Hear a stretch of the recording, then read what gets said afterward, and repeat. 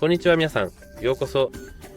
今日は iOS フォンを持っていて、このフォンに Opera GX をインストールする方法をお見せします。